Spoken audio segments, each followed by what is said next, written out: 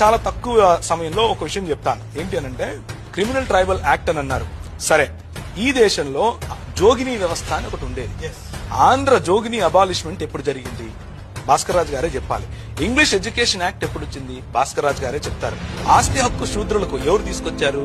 ఒకవేళ ఆస్తి హక్కు శూద్రులకు, చదువు హక్కు శూద్రులకు లేకపోతే ఈ రోజు భాస్కర్ రాజు గారు ఇక్కడ కూర్చుని రక్షణ టీవీలో మాట్లాడగలిగే వాళ్ళ?